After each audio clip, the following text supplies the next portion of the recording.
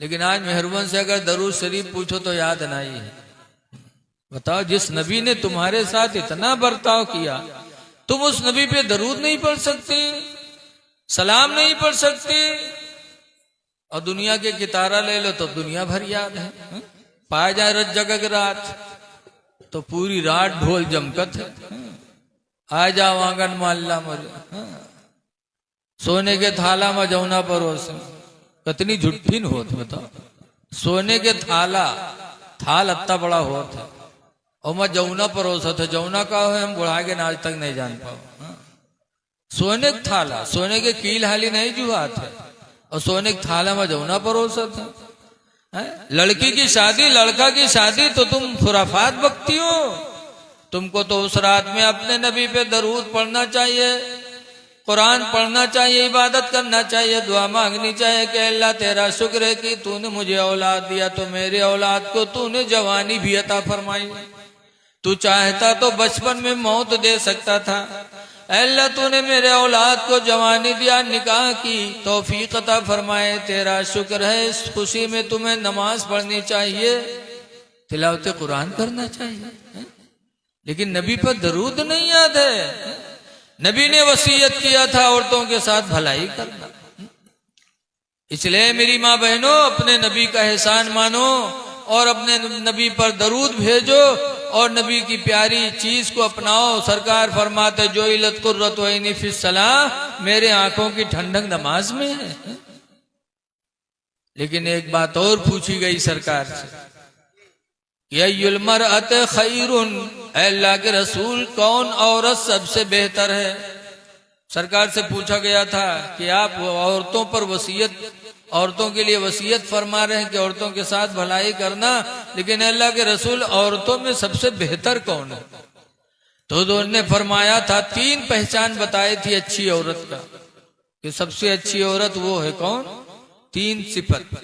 पहली सिफत हुजूर ने फरमाया था, इदा नज़रा इलैहा फसर्रतहु, पहली पहचान यह है कि जब उसका मर्द बाहर से आकर के उसको देखे तो औरत अपने शौहर को खुश कर दे। देखते देखते औरत खुश हो जाए। इस तरह औरत अपने शौहर से पेश आए, खुशी के साथ, चेहरे पे मुस्कुराहट हो, चाहे मुसीबत का पहाड़ टूटा हो, लेकिन जब शौहर बाहर से आए तो औरत मुस्कुरा के अपने शौहर के सामने आए तो शौहर का दिल भी खुश हो जाएगा। ये पहली पहचान। दूसरी पहचान ये हुजूर फरमाते, वैदा अमरहा फाताअतहु, और दूसरी पहचान यह है कि जब उसका मर्द उसको किसी चीज का हुक्म दे तो फौरन उस पर अमल कर ले। ये दूसरी पहचान है औरत की, कि मर्द कहे तो फौरन उसकी फरमा बरदारी औरत कर ले। और तीसरी पहचान हुजूर ने फरमाया, वइज़ा गाबा अन्हा, और जब उसका शौहर उससे गायब हो जाए, फासना फरजहु, तो अपनी शर्मगाह की वो हिफाजत करे। और मर्द गायब हो जाए, दिल्ली चला जाए, बंबई चला जाए, सऊदीया चला जाए, कुछ दिनों के बाद आए, तो ऐसे हालत में औरत अपने इज्जत की हिफाजत करे, किसी से कोई ताल्लुक पैदा न करे। अगर ये 3 चीजें औरत के अंदर पाई जाती हैं तो हुजूर फरमाते हैं वो औरत सबसे बेहतर औरत। लेकिन आज देखा जाता है, चला गया मर्दवा सऊदीया, अहिया फिटियाई, इधर उधर ताल्लुकात, पैसा आ रहा है सऊदी से, बेचारा वो कमा के भेज रहा है और उसके पैसे को लेकर के हमारी माँ बहनें अय्याशी करती हैं। खुदा के यहाँ क्या मुंह जवाब देंगे। बंबई में मैं मुहर्रम की तकरीर करने गया तो एक साहब मसला पूछने आए, उसके 2 लड़के थे और वो सऊदी में रहता था, पैसा भेजता था, 2 बच्चे भी थे, और उसकी औरत किसी से उसने इश्क कर लिया, तो दोनों बच्चों को लैट्रिन में बंद कर देते। रात भर बच्चे लैट्रिन में पड़े रहते, वो अपने आशिक के साथ रात गुजारती। 2 साल के बाद जब उसका आदमी आया, बच्चों ने रो रो करके जो बताया, तो फौरन उसने लात मारा और उसी वक्त उसने तलाक दे दिया और घर से बाहर निकाल दिया। बताइए, ऐसी चुड़ैलिन भी इसी दुनिया में रहती है। सरकार ने 3 सिफतें बताई हैं। तीसरे नंबर पर यही बताया कि जब मर्द गायब हो जाए तो अपनी इज्जत की हिफाजत करे। सहाबा किराम भी जाते थे बाहर। एक साहब अपने घर में अपने ससुराल में थे, 2 मंजिला मकान था, सास ससुर नीचे, ऊपर बिटिया दमाद। सफर में जाने लगे तो जाते वक्त उन्होंने अपनी बीवी से कहा था, वसीयत किया था। क्या किया था? आज हमें तुम में कोई दिल्ली बंबई सऊदी आजाद है तो बीवी से कहा थे तनी खेतवा जाने रहे, भैंसिया जाने रहे, भैंसिया भूखन न मरे, ये सब वसीयत के जा रहे। और वो गए तो क्या कहा? ऊपर रहते थे नीचे सास ससुर, ऊपर बिटिया दामाद। तो दामाद ने चलते वक्त अपनी बीवी से कहा था, ला तंजली मिनल उलुवी इला सफली, ऐ मेरी बीवी तुम ऊपर से नीचे न उतरना, हत्ता रुजिया मिन सफरिना, यहाँ तक कि मैं अपने सफर से वापस आ जाऊं।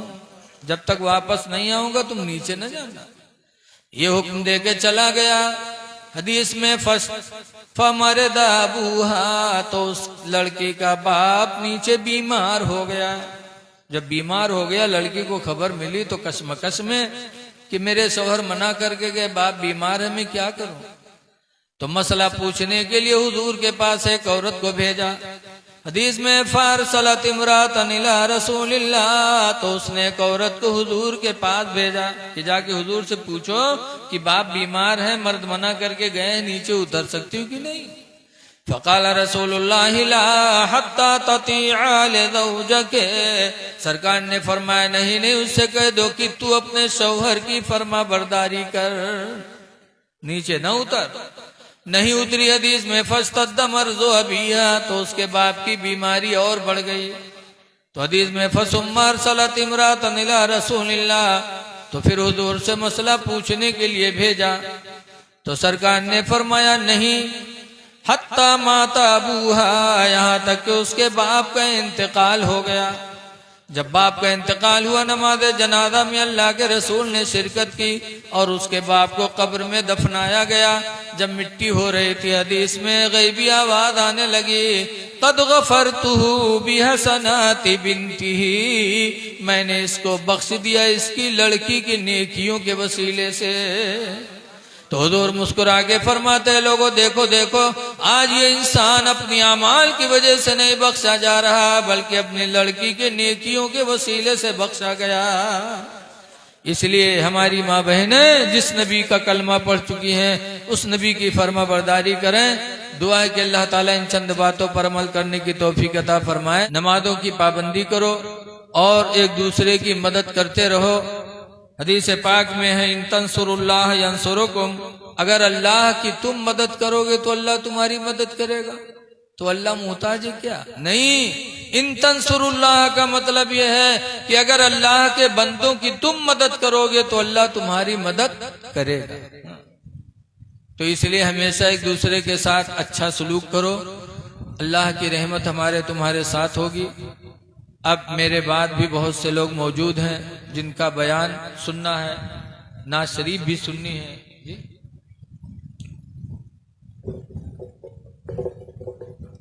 आप लोग तैयार हैं 10 मिनट के लिए? और हैं?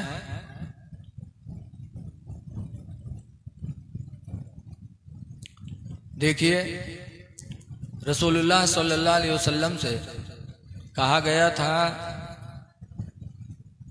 कि हुजूर के मेरे महबूब, तुम बादशाही जिंदगी पसंद करते हो कि आम जिंदगी पसंद करते हो? आम इंसान जैसे जीना चाहते हो कि बादशाह जैसे जीना चाहते हो? तो हुजूर ने फरमाया था, अल्लाह, मैं बादशाहों की जिंदगी नहीं चाहता, मुझे तो आम लोगों की जिंदगी गुजारना पसंद है, मुझे आम इंसान की जिंदगी अता फरमा। तो हजरत इसराफील अलैहिस्सलाम तशरीफ लाए और उन्होंने कहा, है महबूब, आपने बादशाही को ठुकराया, आम इंसान की जिंदगी गुजारने को आपने पसंद फरमाया। अल्लाह आपकी इस इंकिसारी पर इतना राजी है कि अल्लाह ताला कल क़यामत के दिन सबसे पहले आपको कब्र से उठाएगा और सबसे पहले क़यामत के दिन अल्लाह ताला आपको मकाम शफाअत अता फरमाएगा। ये हजरत इसराफील अलैहिस्सलाम ने आगे बशारत दिया। इसलिए लोगों, जिस नबी का हमने कलमा पढ़ा उस नबी को बादशाहत की जिंदगी पसंद नहीं है, उस नबी को आम इंसान की जिंदगी पसंद है। तो हम और आप के अंदर इनकिसारी होना चाहिए, तवादु होना चाहिए, कभी हम में आप में गुरूर और घमंड नहीं होना चाहिए, अदल और इंसाफ होना चाहिए। हदीस पाक में हुजूर फरमाते हैं, ला यदखुलुल जन्नह, जन्नत में दाखिल नहीं होगा कौन? अल खिब्बु, धोखा देने वाला, वल बखीलु, और बखील। धोखा देने वाला, बखीली करने वाला दोनों जन्नत में नहीं जाएंगे। आज हम में तुम में कितना धोखा होता है। एक प्रधान से ले हैं 10,000 रुपया, कहे तुमका मोड़ दे, तो कहे दूसरे से ले हैं 20,000, कहे उसका छोड़ा तुमका दे। ये धोखा है कि नहीं है? धोखा देने वाला जन्नत में नहीं जाएगा। नबी करीम ने किस तरह वादा को पूरा किया। अबुल हमसा एक सहाबी हैं, वो कहते हैं मैंने अपना कुछ माल हुजूर से कुछ माल खरीदा, और माल खरीदने के बाद अबुल हमसा कहते हैं कि मैंने पैसा दिया तो कुछ पैसा कम पड़ गया, तो मैंने हुजूर से कहा कि आप रुकिए यहीं, मैं घर से पैसा लाके आपको देता हूं। हुजूर ठहर गए। अबुल हमसा घर पैसा लेने गए और भूल गए। एक दिन गुजरा, 2 दिन गुजरा, 3 दिन गुजरा। 3 दिन के बाद अबुल हमसा को याद आया कि मैंने तो हुजूर से कहा था रुको मैं पैसा घर से लाके दे रहा हूं। 3 दिन के बाद अबुल हमसा को याद आया तो पैसा लेके गए, तो देखा कि जहां सरकार से कहा था वहीं सरकार रुके हुए थे। 3 दिन तक मेरे नबी वहीं ठहरे रहे। अबुल हमसा जब पहुंचे तो मेरे नबी के पेशानी पे कोई सुकड़न नहीं, कोई गुस्सा नहीं। इतना कहा मेरे भाई तुमने मुझे यहाँ रोक कर तकलीफ पहुंचाई, मैं 3 दिन से वादा के मुताबिक यहाँ खड़ा हूं। ये हमारे नबी हैं जिन्होंने वादा की इतनी पाबंदी की, और आज हम वादा करके आदमी को धोखा दे देते हैं। वादा करो तो वादा को निभाओ, धोखा देना ये भी इस्लाम में जायज नहीं है। नबी करीम सल्लल्लाहु अलैहि वसल्लम की एक वसीयत सुनो। अन अबी हुरैरा क़ाला क़ाला रसूलुल्लाह सल्लल्लाहु अलैहि वसल्लम, हजरत अबू हुरैरा फरमाते हैं कि अल्लाह के रसूल ने इरशाद फरमाया, अस्तौसु बिन्निसाई खैरा, ऐ मेरे उम्मतियों में तुमको वसीयत करता हूं औरतों के साथ भलाई का। हुजूर ने वसीयत फरमाया कि औरतों के साथ भलाई करना। क्यों? फ़इन्नहुन्ना खुलिक़ना मिन दिल्इन, इसलिए कि औरतें पसली की टेढ़ी हड्डी से पैदा की गई हैं।